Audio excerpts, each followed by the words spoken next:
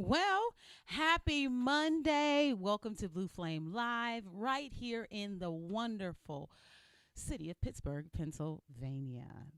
We are here and we're excited about what God is doing. We've been in 21 days of fasting and prayer. This is day, is it 15? I believe it's 15. And if I'm wrong, I'm wrong, but I believe it's 15. And it's exciting knowing that every single thing, I must say, I only have one thing left on my prayer list. They've been, God has been doing a lot in just this short time of 15 days. He's been answering prayer. He's been opening doors. He's been doing the miraculous in our lives. And we're just here to share that with you. Thank you for jumping in. Do me a favor. When you come in, go ahead and share this live with somebody. Let them know that Blue Flame Live is on the air and they don't need to miss today because we are doing exactly what we promised on last week. We are continuing what turned out to be one of our most watched broadcasts yet. Really? Yes. Wow. Yeah. Because people. Can I just pause for a second? Yeah. You said that God is doing the miraculous, right? Mm-hmm. And you only have one more thing on your prayer list. Right. And it just hit me. It indicates the fact that we need to start dreaming bigger. You gotta dream. We bigger. gotta start dreaming big. We gotta get more. Not to say, oh, we gotta dream big enough for it to take God Long time. a No. long time. No, dream bigger because if He's doing that, then He can do exceedingly abundantly above all we can ask or think. So let's start dreaming bigger. Is all I'm saying. Absolutely. Okay. We need to dream bigger. So I'm excited to be able to share this part two. Part two, forgiveness. How do I do it the correct way? I believe, I'm telling you, even when it comes to this, you can't preach something without being tested in it. And it doesn't matter how long you've walked with the Lord, how long you've known the Lord, how long you've been churched. When you preach something, there is a testing. And just as we've preached on marriage, we wrote books about it. We wrote a book about it. Of course, we've been married 26 years in less than 60 days. And guess what? Testing still happens because we continue to preach it. But what we've decided to do is to ensure that we always pass the test. We've made the decision that we will always pass the test. And I'm encouraging you today to make the decision to pass the test, that you will always, always pass the test. Make that decision.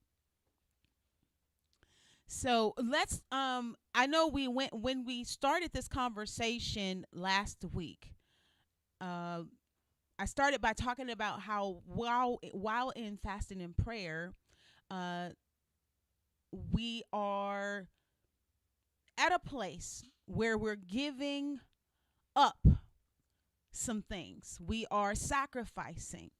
We are laying things out before God and asking Him to take it. So fasting does some things that may not feel comfortable, but they're absolutely necessary. We're fasting so that our flesh can be quiet. We fast so that our hearts can be softened. We fast so that things that are hidden can be exposed. We fast so that forgiveness and any other thing unforgiveness and any other thing that we're dealing with can rise to the surface so God can touch it.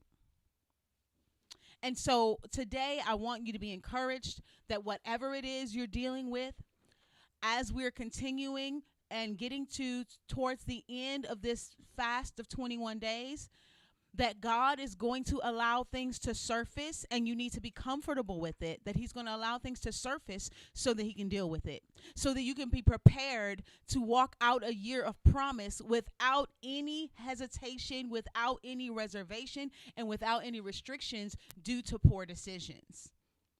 So I'm excited about 2026. I believe that this is going to be your best year yet.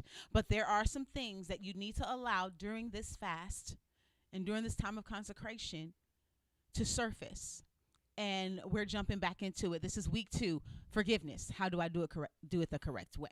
So today we're talking about forgiveness, not as a cliche, not as a denial, because a lot of people think that just Flat out forgiving is denial, not as anything like that, but as a spiritual, emotional, and even physical act of freedom. And I'm going to tell you, once you do it, you never are the same. Once you actually come to a place where you can actually release those things, your body, I know it, and I'm going to get into this. It even has physical benefits, proven scientifically. And if you would just make the decision to just do it, it's going to completely change your life. So last week we dealt with Isaiah 58, Psalm 51, and Rick, what's up, buddy?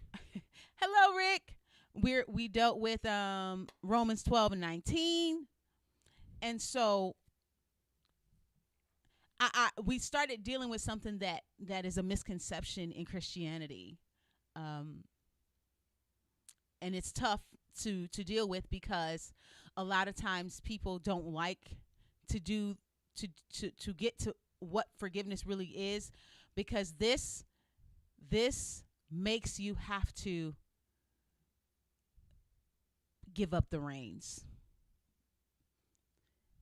You recognize that you really are trying to carry the reins in your life.